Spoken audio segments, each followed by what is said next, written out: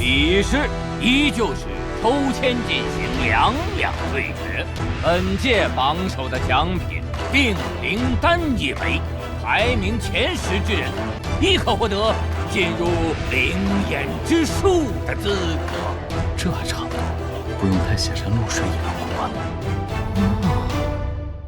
第一组，落云宗韩立对古剑门姚峰。随着大汉的声音话落，从落云宗和古剑门队列中各走出一名弟出来。一看清楚双方对手后，四周围观的百巧院弟子一阵的骚动和窃窃私语。我没看错吧？一位是炼气期11层，另一位是筑基期初期，他们的修为差的也未免太多了吧？古剑门被插长短2把剑气的弟子，同样面露诧异地望着眼前对手，随后脸上轻蔑之色一闪而过。对他来说，以对方的修为击败对方简直不费吹灰之力。而他的对手青色净衣、相貌普通的青年也眉头紧皱，似乎有些为难和困惑的样子。光照外，3派的结丹期修士自然不会和那些弟子混在一起，而单独聚在一小片空旷之地，悠悠地说着什么。我说段兄，落云宗真打算放弃这次世剑大会吗？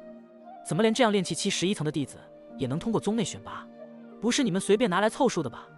那古剑门的江云一看见出场的落云宗青年，不禁哑然失笑道：咦，11层？不错，记得这位弟子好像通过宗内选拔的时候还只是炼气期10层，这么快就修为精进了，难得啊。红山老者听了对方之言，却不动声色地回道：什么？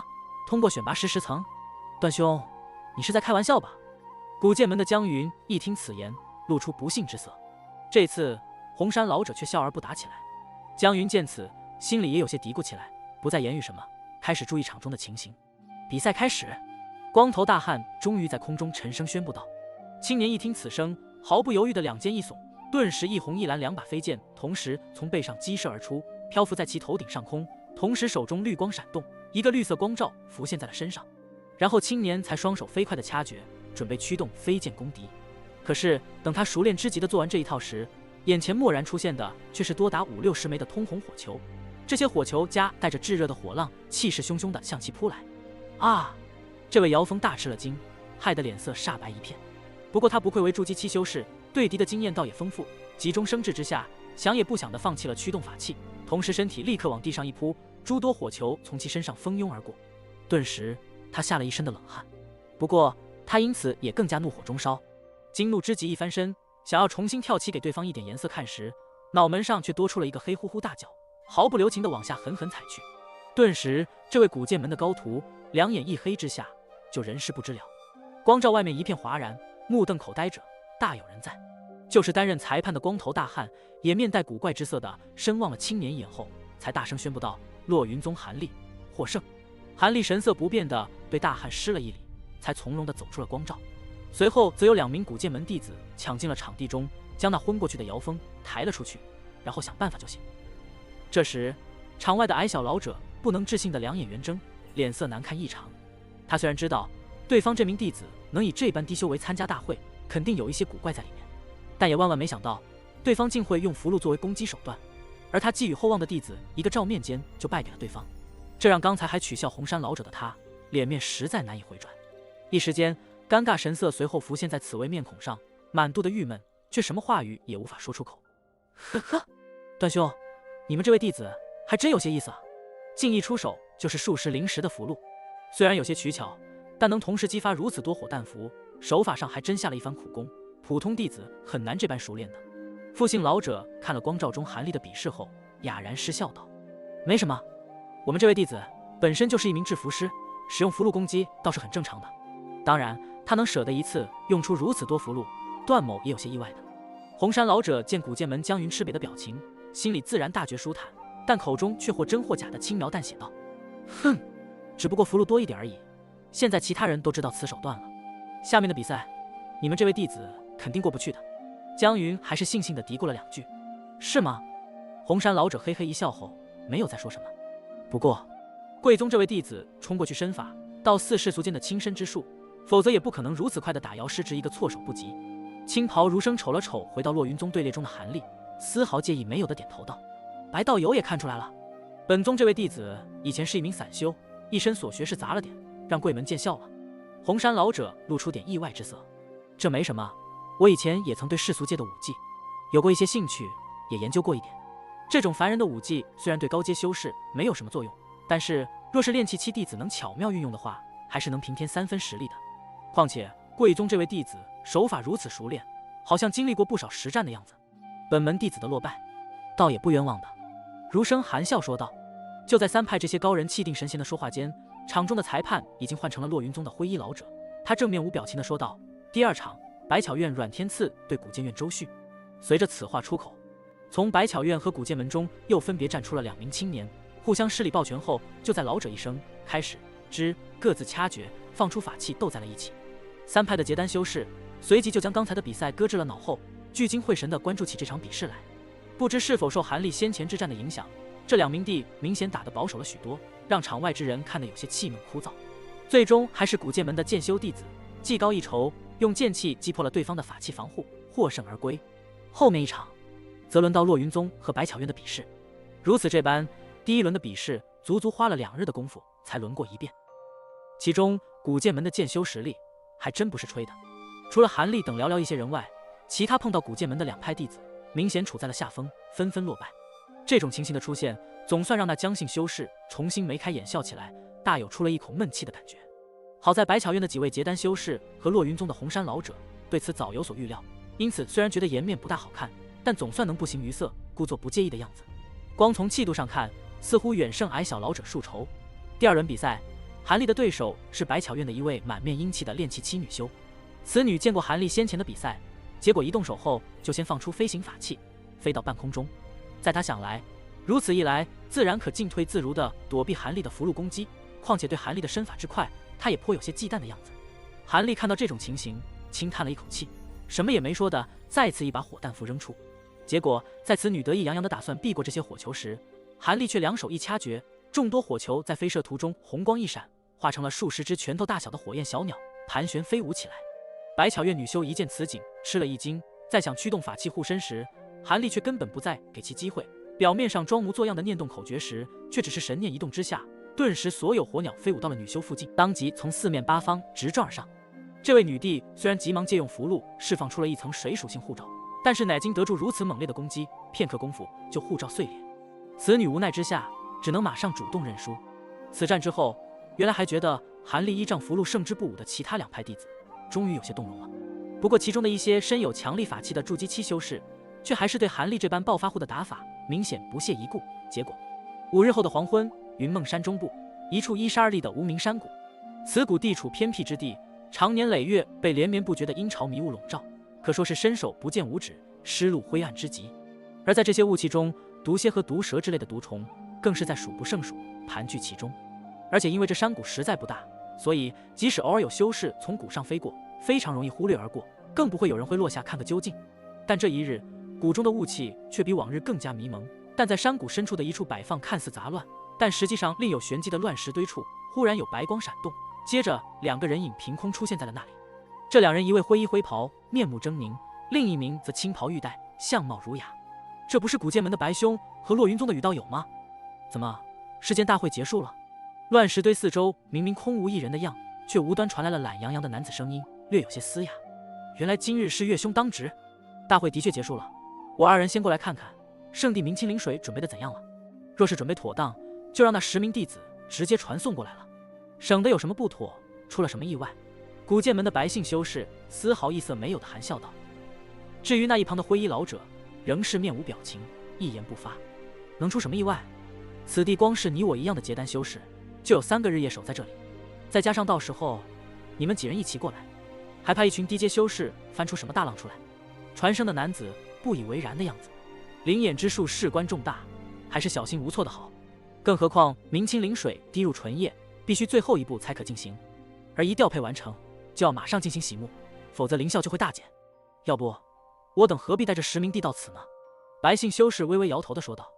好了，明清灵水已调配的七七八八了，到时候一让他们清洗完双目，马上离开就是了。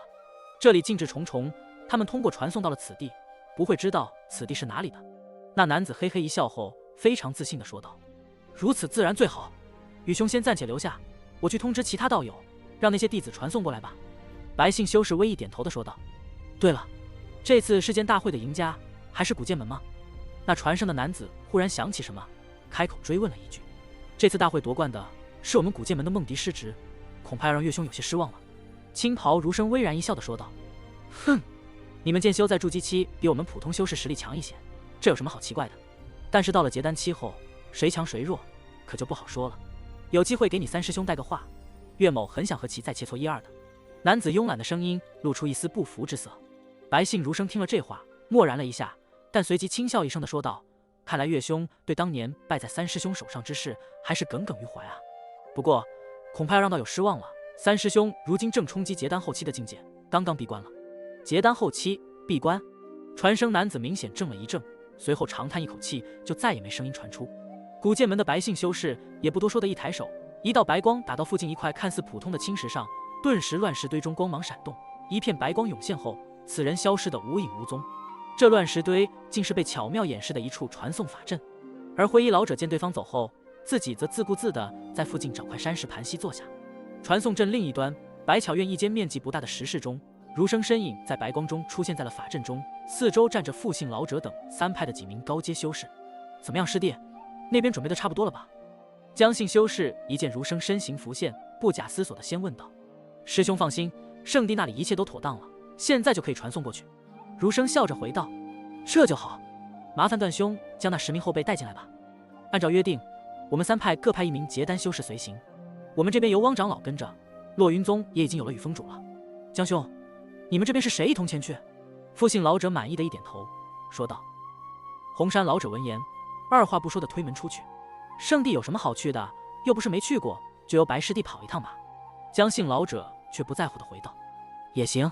记得白道友虽然没有在圣地当值过，但当初也是世剑大会的10名弟子之一，如今也算就地重游了。”复姓老者一笑道。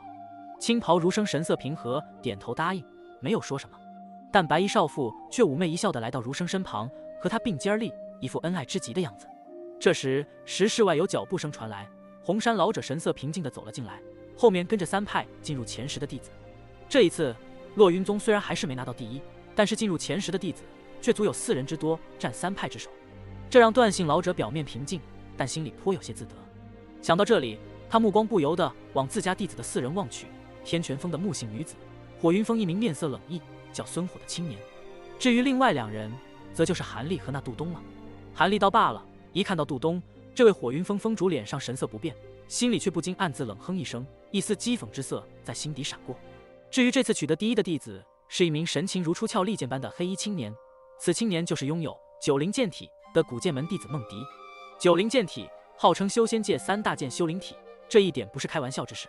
此人凭借手中一把顶阶剑气，没有任何对手能够在其纵横披靡剑气之下撑得过一时半刻，完全以绝对优势取得最后的第一。想到这里，红山老者又有些妒忌古剑门的好运了。韩立冷眼看着满屋的结丹高人，心里无惊无喜。在3轮全胜之后，他故意输给了一名百巧院修为不弱的筑基期对手，如此一来，就和其他5名同样落败的对手参加了7到10名的争夺。最后，他做出一副服即将使用殆尽，勉强才得以过关的形象，抢到了第9名。至于那位杜东，不知是不是和他的打算一样，竟同样在第4场落败，然后再故意落败给他，排在了末位。这让韩立一阵无语。洛云宗排名最高的弟子，则就是那叫孙虎的青年了，其修为颇为不弱，竟然抢到了第3名的位子。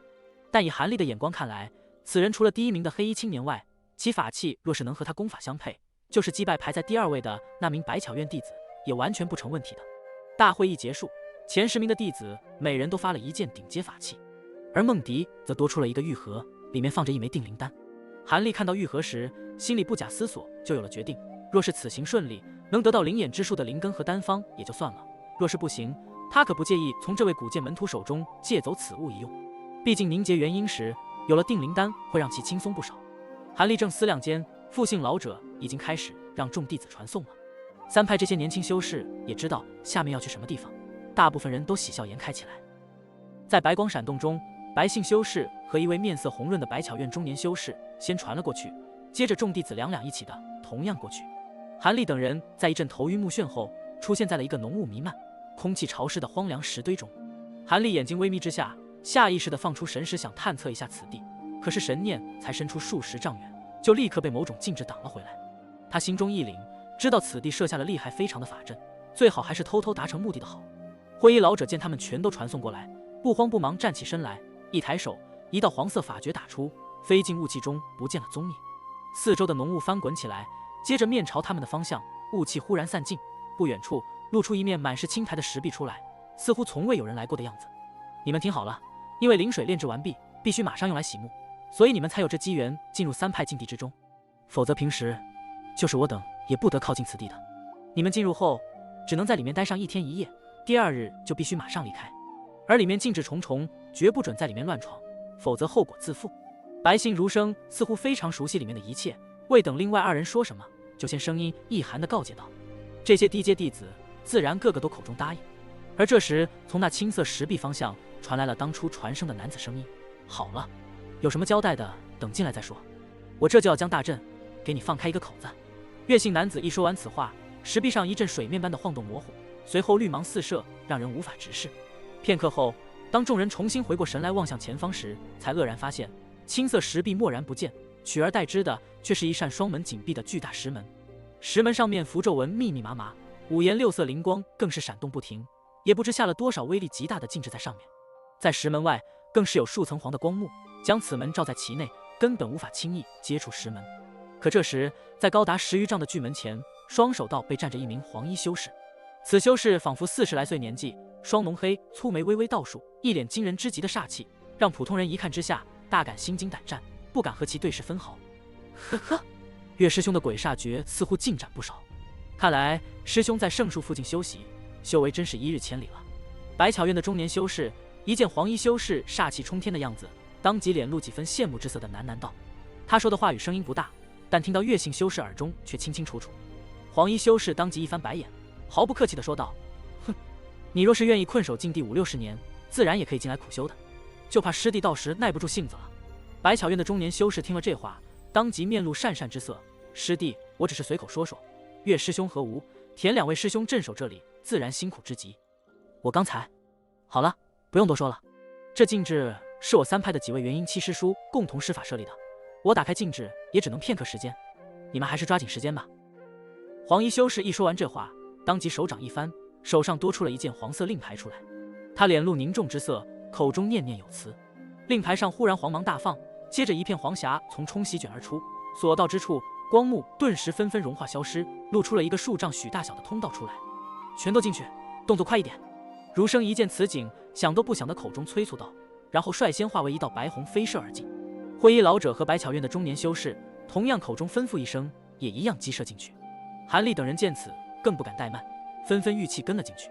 一行人才飞到了石门之前，黄衣修士令牌光霞一散，通道瞬间消失得无影无踪。跟好了。此位瞅了几人一眼后，冷漠地说道。随后他食指弹跳不止，双手结起复杂的手印，然后猛然转身，两手一扬，赤黄2道刺芒脱手射出，直接打在了布满禁制的石门上。